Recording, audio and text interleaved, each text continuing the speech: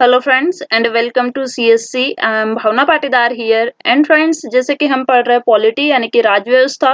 इसके पहले मैंने एक ऑब्जेक्टिव की सीरीज भी स्टार्ट की थी पॉलिटी के लिए। वही ऑब्जेक्टिव सीरीज अब हम इसमें मर्ज कर रहे हैं। पहले हम टॉपिक पढ़ेंगे, कॉन्सेप्ट क्लियर करेंगे, उसके बाद कुछ ऑब्जेक्टिव सॉल्व करेंगे। तो फ्रेंड्स, आप इस वीडियो को लास्ट तक देखें। पहले कॉन्सेप्ट पढ़े, उसके बाद खुद को ऑब्जेक्टिव सॉल्व करके इवोल्यूएट करें, ठीक है। तो आइए स्टार्ट करते हैं आज का हमारा वीडियो। लेकिन उसके पहले आप सीएससी को लाइक, शेयर और सब्सक्राइब करना ना भूलें, ठीक है फ्रेंड्स। और साथ में बेल आइकन भी प्रेस करें ताकि आपको नोटिफिकेशन जल्द से जल्द मिले।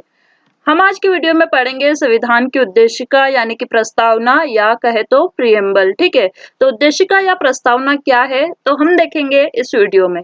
सर्वप्रथम अमेरिकी संविधान निर्माताओं ने अपने संविधान में प्रस्तावना को शामिल किया था, ठीक है फ्रेंड्स। तो ध्यान रखिएगा कि सबसे पहले प्रस्तावना कौन से देश के संविधान में अपनाई गई, तो वह था आपका संयुक्त राज्य अमेरिका। और न केवल प्रस्तावना बल्कि लिखित संविधान के मामले में भी सबसे पहला देश कौन सा है या सबसे पहला संविधान कौन से देश का है, तो वह संयुक्त राज्य अमेरिका का ही संविधान है, जो कि पहला लिखित संविधान है, जो कि फिलाडेल्फिया सम्मेलन में बनाया गया था, ठीक है।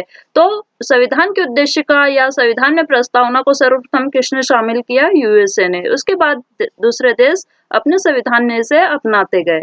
संविधान की उद्देशिका या प्रस्तावना का आधार भारत में पंडित जवाहरलाल नेहरू द्वारा प्रस्तुत उद्देश्य प्रस्ताव है, ठीक है।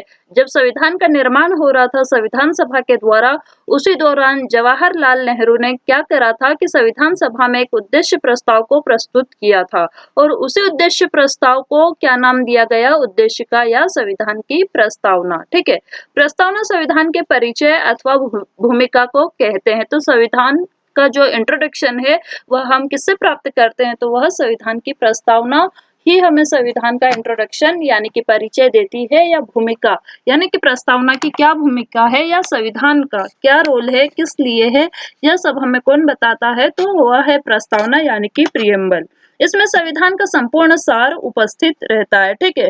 तो जब हमने बोल दिया है कि यह इंट्रोडक्शन बताती है संविधान का, तो यह संविधान का संपूर्ण सार अपने में समाहित होती है। आगे हम देखेंगे किस तरह, जब हम कंप्लीट प्रस्तावना को देखेंगे कि जैसे कि हम भारत के लोग, यहाँ से हमारी प्रस्तावना स्टार्ट होती है और उसमें सारा जो सार रहता है, संदर्भ रहता है, संविधान की जो समरी है, वह हमें कहाँ देखने को मिलती है? हमारी प्रस्तावना में, ठीक है। भारतीय संविधान की प्रस्तावना का निर्माण और प्रस्तुति किसने दी थी? पंडित जवाहरलाल नेहरू, ठीक है। तो पंडित जवाहरलाल नेहरू के कंट्रीब्यूशन को ध्यान में रखिएगा। मूल प्रस्तावना क्या है, जो कि हम देखने वाले हैं, जिससे कि हमें संविधान का जो इंट्रोडक्शन मिलता है वह किस प्रकार मिलता है, तो वह हम इस मूल प्रस्तावना में देखते हैं। हम भारत के लोग भारत को एक संपूर्ण प्रभुत्व संपन्न समाजवादी पंथ निरपेक्ष लोकतंत्रात्मक गणराज्य बनाने के लिए, तो सबसे पहले बात कि आपको संविधान की प्रस्तावना आपको पॉइंट टू पॉइंट याद होनी चाहिए, वर्ड टू वर्ड, ठीक है। तो यह प्रस्तावना आप याद करिए, 2 से 3 बार पढ़िए, यह आपको याद हो जाएगी। तो क्या है? हम भारत के लोग भारत को एक संपूर्ण प्रभुत्व संपन्न, शब्दों पे ध्यान दीजिएगा, इसी से हमें इसका विस्तार या सार देखने को मिलता है। समाजवादी पंथ निरपेक्ष लोकतंत्रात्मक गणराज्य बनाने के लिए हम एक रीडिंग इसको देखते हैं, इसके बाद हम इसके टर्मिनोलॉजीज पर बात करेंगे। तथा उसके समस्त नागरिकों को सामाजिक, आर्थिक एवं राजनीतिक न्याय, ठीक है। 3 प्रकार के न्याय कौन से? सामाजिक, आर्थिक एवं राजनीतिक न्याय। विचार, अभिव्यक्ति, विश्वास, धर्म और उपासना की स्वतंत्रता। तो ध्यान रखिएगा कि स्वतंत्रताएं आपकी कितने प्रकार की है? 5 प्रकार की, ठीक है। कौन सी? विचार, अभिव्यक्ति, विश्वास, धर्म और उपासना की स्वतंत्रता। तथा प्रतिष्ठा और अवसर की समता प्राप्त कराने के लिए तथा उन सब में व्यक्ति की गरिमा और राष्ट्र की एकता सुनिश्चित करने वाली बंधुता को बढ़ाने के लिए दृढ़ संकल्पित होकर अपने संविधान सभा में आज यानी कि कब? 26 नवंबर 1949 को इस संविधान को अंगीकृत, अधिनियमित और आत्मार्पित करते हैं, ठीक है। इस संविधान को क्या किया जाता है? अंगीकृत यानी कि हम अपना रहे हैं, अधिनियमित करते हैं यानी कि यह एक लॉ है, कानून है, नियम है, ठीक है। और आत्मार्पित करते हैं किसको? संविधान को। कब? 26 नवंबर 1949। तो यह थी हमारे संपूर्ण यानी कि मूल प्रस्तावना। और इसमें इसमें हमें पता है कि 3 शब्द यानी कि समाजवादी, पंथ निरपेक्षता और अखंडता आपके 42वें संविधान संशोधन द्वारा जोड़े गए थे। ठीक है। तब संपूर्ण प्रभुत्व संपन्न क्या है? संपूर्ण प्रभुत्व संपन्न यानी कि जो भी सोर्स ऑफ पावर है, ठीक है, जो भी सोर्स ऑफ पावर है, कौन है? भारत खुद देश है अपना। ठीक है। हम किसी हाँ, अगर हम कोई डिसीजन लेते हैं तो उसमें कोई बाह्य हस्तक्षेप नहीं होगा। हम हमारा देश कोई भी डिसीजन लेने के लिए इंडिपेंडेंट है यानी कि स्वतंत्र है। तो यह हो गया संपूर्ण प्रभुत्व। ठीक है। समाजवादी, भारत का संविधान क्या करता है? एक समाजवादी समाज के निर्माण पर बल देता है। ठीक है। समाजवादी समाज हम हमारे संविधान में उल्लिखित है। पंथ निरपेक्ष यानी कि क्या हुआ कि राज्य किसी भी विशेष धर्म को राष्ट्र का धर्म नहीं मानता। ठीक है। सभी धर्मों को एक समान मानता है और किसी एक धर्म को दूसरे धर्म के ऊपर विशेष नहीं मानता। तो यह आपका होता है पंथ निरपेक्ष यानी कि भारत के लोगों को यह अधिकार दिया जाता है कि वह किसी भी धर्म के आचरण और प्रचार प्रसार कर सकते हैं। ठीक है। और एक धर्म के लोग या व्यक्ति दूसरे धर्म में हस्तक्षेप नहीं करेंगे। तो यह होता है पंथ निरपेक्ष और समान रूप से सारे धर्म रहेंगे। ठीक है। लोकतंत्रात्मक वही हम देख चुके हैं इसके पहले के वीडियोस में भी ये सारे टर्मिनोलॉजीज, लेकिन इस वीडियो में हम एक बार फिर से देख लेंगे। गणराज्य क्या होता है कि किसी भी देश का हेड वंशानुगत न होकर क्या होगा? इलेक्टेड होगा। तो वह आपका क्या होता है? गणराज्य। ठीक है। लोकतंत्रात्मक यानी कि जो पावर है वह किसमें निहित है? भारत के लोगों में, तथा उसके समस्त नागरिकों को सामाजिक, आर्थिक एवं राजनीतिक न्याय। तो भारत के नागरिकों को कितने प्रकार के न्याय प्राप्त हैं जो संविधान द्वारा दिए गए हैं? तो वह 3 प्रकार के न्याय हैं। कौन कौन से? सामाजिक, आर्थिक एवं राजनीतिक। इसके साथ में स्वतंत्रताएं प्रदान की गई संविधान के द्वारा। और 5 प्रकार की स्वतंत्रताएं हमें संविधान की प्रस्तावना में देखने को मिलती है। कौन सी है? नंबर 1 विचार, अभिव्यक्ति, विश्वास, धर्म और उपासना। यह 5 प्रकार की स्वतंत्रताएं दी जाती है। हम हमारे विचार जो भी रहे, इंडिपेंडेंट थॉट्स हम रख सकते हैं। हमारे पे कोई विचार से आप बाध्य या लागू नहीं कर सकते कि ठीक है, आपको कोई जो भी सरकार है वह किसी भी प्रकार के थॉट्स आप पे अप्लाई नहीं कर सकती। ठीक है। आप बाउंडेड नहीं रहते पर्टिकुलर कॉन्सेप्ट को मानने के लिए। अभिव्यक्ति, जब हमारे पास अगर विचार है तो हम उनको अभिव्यक्त कर सकते हैं। ठीक है। विचार अभिव्यक्ति का वर्तमान समय में सबसे अगर ज्वलंत मीडियम देखे तो वह है आपका सोशल मीडिया। सोशल मीडिया के थ्रू विचार अभिव्यक्ति में ना केवल उसके फायदे मिले हैं, लाभ मिला है, बल्कि इसका दुरुपयोग भी हो रहा है। सोशल मीडिया का यूज करके लोग कुछ भी विचार अभिव्यक्त करते हैं जो कि ना तो तार्किक होते हैं या ना ही न्याय संगत होते हैं। ठीक है। और वह बुराइयां फैलाने में ज्यादा विश्वास रखते हैं। अगर राजनीतिक एजेंडा बना लेते हैं कुछ लोग, ठीक है, कुछ लोग सोशल मीडिया का उपयोग राजनीतिक एजेंडा के रूप में करते हैं। तो सोशल मीडिया का उपयोग बहुत सारे लोग विचार अभिव्यक्ति के लिए भी करते हैं और अपने अच्छे विचारों को प्रकट भी करते हैं। विश्वास, धर्म, ठीक है, और उपासना। तो यह हम किसी भी धर्म को अगर मानना चाहे तो मान सकते हैं, उसके लिए इंडिपेंडेंट है। और उपासना यानी कि आचरण कर सकते हैं, धर्म का प्रचार प्रसार कर सकते हैं इत्यादि। तो यह सारी स्वतंत्रताएं हमको संविधान द्वारा दी गई है। प्रतिष्ठा और अवसर की समता। तो प्रतिष्ठा और अवसर की समता यानी कि समानता, सबको इक्वेलिटी दी गई है। ठीक है। अवसर की यानी कि अपॉर्चुनिटी और प्रतिष्ठा, तो हर एक नागरिकों को प्रतिष्ठा के साथ जीने का अधिकार है। यह कहाँ सुनिश्चित किया गया? हमारे संविधान में। और अवसर की समानता यानी कि अपॉर्चुनिटी, ठीक है, यहाँ पर किसी को यह नहीं किया गया है कि ठीक है आप आगे बढ़ सकते हो और आप नहीं। तो ऐसा कोई भेदभाव नहीं है, ऐसा डिस्क्रिमिनेशन नहीं है। अगर आप में क्वालिटी है, आप में टैलेंट है, तो आप जितनी ऊंचाई तक जाना चाहे, जितने आगे तक जाना चाहे, जा सकते हैं। ठीक है। तथा उन सब में व्यक्ति की गरिमा। तो अगर आपके पास सब कुछ है लेकिन व्यक्ति की गरिमा नहीं है तो फिर जीवन का मतलब नहीं रह जाता है। इसलिए व्यक्ति की गरिमा, ठीक है। राष्ट्र की एकता। अब इन सब के साथ राष्ट्र की एकता होना जरूरी है। वैसे भी हम देखते हैं कि भारत अनेकता में एकताओं का देश है। ठीक है। तो उसी प्रकार राष्ट्र की एकता सुनिश्चित। आपको न्याय दे दिए, आपको विभिन्न प्रकार की स्वतंत्रताएं दे दी, आपको समता दे दी गई, तो यह सब किस लिए कि राष्ट्र की एकता सुनिश्चित हो सके। ठीक है, राष्ट्र की एकता सुनिश्चित करने वाली बंधुता यानी कि भाईचारे की भावना बढ़ाने के लिए दृढ़ संकल्प होकर अपने संविधान सभा में 26 नवंबर 1949 यानी कि 26 नवंबर 1949 को इस संविधान को अंगीकृत, अधिनियमित और आत्मार्पित किया गया है। ठीक है, तो यह आपकी थी मूल प्रस्तावना। अब प्रस्तावना क्या है, हमने देख लिया है कि संविधान का परिचय अथवा भूमिका देखने को मिलती है किससे, संविधान की प्रस्तावना से। संविधान का सार मिलता है कहाँ से, प्रस्तावना से। संविधान का आधार तत्व, ठीक है, एवं दर्शन, तो संविधान का फाउंडेशन क्या है, बेस क्या है, तो वह कौन है, संविधान की प्रस्तावना ही उसका आधार है। संविधान का अर्थ एवं भाषा समझने में सहायक। अगर हमें संविधान को समझना है तो अगर उसके पहले हम प्रस्तावना को पढ़ लेते हैं, प्रस्तावना को जान लेते हैं, तो संविधान का अर्थ एवं उसकी भाषा समझने में यह सहायक होता है। और संविधान की आत्मा, तो संविधान की आत्मा प्रस्तावना को किसने कहा है, या नीचे आप कमेंट बॉक्स में जरूर लिखें। ठीक है, और अब आगे देखते हैं कि प्रस्तावना संविधान का भाग है या नहीं। तो इस पर बहुत बार केसेस आते हैं कि क्या वाकई में प्रस्तावना संविधान का भाग है या नहीं, क्योंकि हम देखते हैं कि प्रस्तावना जब संविधान लागू हो गया था उसके बाद प्रस्तावना को इंक्लूड किया जाता है संविधान में। ठीक है, तो फिर यह प्रश्न खड़ा होता है कि क्या प्रस्तावना संविधान का भाग है भी या नहीं। तो क्या होता है कि पहली बार यह मुद्दा कब, जब बेरुबारी केस आता है, कब, 1960 में। ठीक है, तब न्यायालय ने क्या कहा था कि प्रस्तावना संविधान का भाग नहीं है। अब बेरुबारी केस क्या था, यह अभी जानने की जरूरत नहीं है आपके प्रीलिम्स एग्जाम्स के अकॉर्डिंग, लेकिन बेरुबारी केस के समय में कोर्ट ने बोला था कि प्रस्तावना संविधान का भाग नहीं है।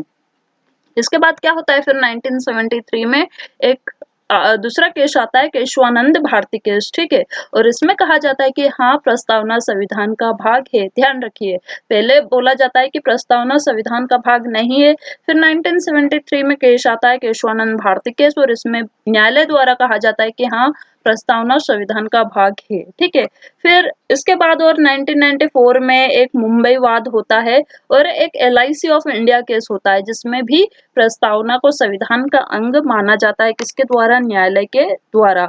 और फिर क्या होता है कि वर्तमान समय में हम देखते हैं कि प्रस्तावना संविधान का अंग है। ठीक है, वर्तमान में प्रस्तावना को संविधान के अंग के रूप में ही मान्यता प्राप्त है, यानी कि प्रस्तावना को संविधान का एक अहम या महत्वपूर्ण अंग मान लिया गया है।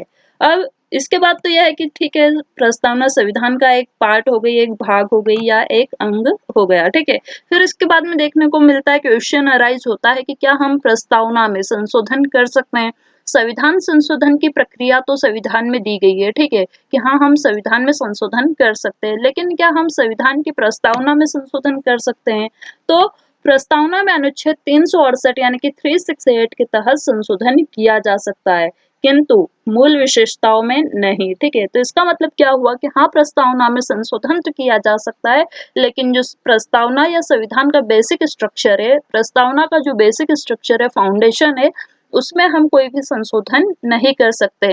ठीक है, अगर हम देखते हैं कि हम भारत के लोग भारत को एक संपूर्ण प्रभुत्व संपन्न समाजवादी पंथ निरपेक्ष, ठीक है, अगर इस प्रकार की यह टर्मिनोलॉजीज है, सब कुछ उसमें इंक्लूड किया गया है, प्रभुत्व संपन्न, ठीक है, लोकतंत्रात्मक, गणराज्य, अखंडता, समाजवादी, पंथ निरपेक्ष, इनमें हम चेंज नहीं कर सकते, इनको नहीं हटा सकते कि आप पंथ निरपेक्षता को हटा दीजिए, संशोधन के नाम पर आप समाजवाद को हटा दीजिए, आप आर्थिक, सामाजिक, राजनीतिक न्याय को हटा दीजिए और कुछ और जोड़ दीजिए। ठीक है, आप विभिन्न धर्म, उपासना, विचार अभिव्यक्ति इत्यादि के स्वतंत्रता को हटा दीजिए, आप बंधुता की भावना को हटा दीजिए, तो यह कतई नहीं हो सकता। यानी कि जो प्रस्तावना का मूल है, मूल विशेषताएं हैं, उसमें हम संशोधन नहीं कर सकते। लेकिन अगर कुछ और विचारणीय है या बहुत तार्किक है, तो वह हम संविधान की प्रस्तावना में जरूर ऐड कर सकते हैं और संशोधित कर सकते हैं, लेकिन उसकी मूल विशेषताओं में कोई संशोधन नहीं किया जा सकता है। ठीक है, उसका बेसिक स्ट्रक्चर मेंटेन होने के साथ ही प्रस्तावना में संशोधन किया जा सकता है। अब तक प्रस्तावना में, और यह ध्यान देने वाली बात है कि अब तक प्रस्तावना में केवल कितनी बार, एक बार 42वें संविधान संशोधन के द्वारा संशोधन किया गया था। ठीक है, तो 42वां संविधान संशोधन होता है, उसके द्वारा क्या किया जाता है कि 3 शब्द यानी कि समाजवादी, पंथ निरपेक्ष और अखंडता शब्द जोड़े जाते हैं कहाँ? प्रस्तावना में, ठीक है। और इस प्रकार आपकी प्रस्तावना में केवल एक ही बार संविधान संशोधन होता है। तो यह थी आपकी प्रस्तावना और प्रस्तावना के बारे में कुछ महत्वपूर्ण कॉन्सेप्ट। इसके आगे के वीडियो में हम देखेंगे कि संविधान संशोधन कैसे होता है, ठीक है, और संविधान संशोधन की क्या प्रक्रिया है। आइए अब देख लेते हैं इसके कुछ क्वेश्चंस हम सॉल्व करेंगे, ठीक है। ओके, तो सबसे पहले हम देखेंगे कि धर्मनिरपेक्षता का अर्थ। तो फ्रेंड्स, हम इन टॉपिक्स पे ऑलरेडी ऑब्जेक्टिव्स कवर कर चुके हैं, लेकिन फिर भी अब हमने सोचा है कि कॉन्सेप्ट के साथ ही ऑब्जेक्टिव रखेंगे, इसलिए यहाँ कुछ मैंने ऑब्जेक्टिव्स इंक्लूड करे हैं। आगे जैसे भी कॉन्सेप्ट आते जाएंगे उनके साथ ही हम ऑब्जेक्टिव रखेंगे, ताकि आप पहले कॉन्सेप्ट पढ़े फिर खुद को एनालाइज कर सके एमसीक्यू सॉल्व करके, ठीक है। तो देखिए आप कितने क्वेश्चन सॉल्व कर पाते हैं। फर्स्ट क्वेश्चन इज धर्मनिरपेक्षता का अर्थ है। तो धर्मनिरपेक्षता का क्या अर्थ है? ऑप्शन ए, राज्य सरकार सभी धर्म के खिलाफ है। ऑप्शन बी, राज्य सरकार द्वारा एक धर्म को स्वीकृति। ऑप्शन सी, राज्य सरकार द्वारा किसी धर्म को स्वीकार नहीं करना। एंड ऑप्शन डी, उपरोक्त में से कोई नहीं। तो इसका करेक्ट आंसर क्या हो जाएगा? यह अभी हमने प्रस्तावना पढ़ा था तो देख लिया था कि राज्य सरकार के द्वारा किसी धर्म को स्वीकार नहीं करना, ठीक है। सारे धर्म समान है संविधान के आगे, ठीक है। किसी भी एक विशेष धर्म को राष्ट्र का धर्म का दर्जा नहीं दिया गया है, ठीक है। सारे धर्म समान है और हम नागरिक, भारत के नागरिक किसी भी धर्म को पालन करने के लिए, उसका आचरण करने के लिए और उसका प्रचार प्रसार करने के लिए स्वतंत्र है। तो ऑप्शन नंबर सी आपका करेक्ट आंसर हो जाएगा। नेक्स्ट क्वेश्चन है, okay, next question number 2। Okay, भारतीय संविधान में समवर्ती सूची किस संविधान से ली गई है? ठीक है, सूची वाला कॉन्सेप्ट हमने ऑलरेडी पढ़ लिया है, इसके ऑब्जेक्टिव भी सॉल्व कर लिए हैं, इसीलिए मैंने यह क्वेश्चन यहाँ इंक्लूड कर लिया है कि समवर्ती सूची आपके संविधान में कहाँ से ली गई है। संयुक्त राज्य America, option B Canada, option C Germany and option D Australia. तो इसका करेक्ट आंसर क्या हो जाएगा आपका? ऑस्ट्रेलिया, ठीक है, यानी कि option number D will be the right answer. समवर्ती सूची हमने ऑस्ट्रेलिया से ली है। नेक्स्ट क्वेश्चन है, भारतीय संविधान को संविधान सभा द्वारा अंगीकृत किया गया, और ये आपका क्वेश्चन है बिहार पीएससी 1996 का, ठीक है। तो 1996 में क्वेश्चन आता है कि भारतीय संविधान को कब अंगीकृत किया गया था। ऑप्शन से 26 of November 1949, option B 15 of August 1950, third 2nd of October 1950 and D 15 of November 1950। तो संविधान को अंगीकृत कब किया गया था? इसका आपका करेक्ट आंसर हो जाएगा। आप भी अपने आंसर नीचे कमेंट बॉक्स में जरूर लिखें, साथ में यह भी लिखें कि आपको वीडियो कैसे लगा, ठीक है। लाइक और नीचे कमेंट बॉक्स में हमें जरूर बताएं। तो इसका करेक्ट आंसर हो जाएगा 26 ऑफ नवंबर 1949, यानी कि 26 नवंबर 1950 को आपका संविधान अंगीकृत किया गया था। नेक्स्ट क्वेश्चन इज, संविधान की प्रस्तावना का संशोधन कितने बार किया गया है? इससे अभी हमने देखा था कि संविधान की प्रस्तावना में संशोधन कितनी बार हुआ, तो इसका करेक्ट आंसर क्या हो जाएगा आपका? ऑप्शन नंबर सी, यानी कि एक बार संविधान में संशोधन किया गया, ठीक है। और इसके द्वारा समाजवाद, पंथ निरपेक्ष और अखंडता, ये 3 शब्द प्रस्तावना में जोड़े गए थे। कौन से संविधान संशोधन के द्वारा? तो वह था आपका 42nd, यानी कि 42वां संविधान संशोधन। भारतीय संविधान का स्रोत कौन है? ठीक है, तो भारतीय संविधान का स्रोत कौन है, यह आपका अगला क्वेश्चन। नीचे आप कमेंट बॉक्स में अपना आंसर लिखे, ठीक है, और खुद को एनालाइज करें कि आपने कॉन्सेप्ट को कितना फोकस किया है। अगर आप कॉन्सेप्ट को अच्छे से सुनेंगे, देखेंगे, तो आप सारे क्वेश्चन सॉल्व कर पाएंगे, ठीक है।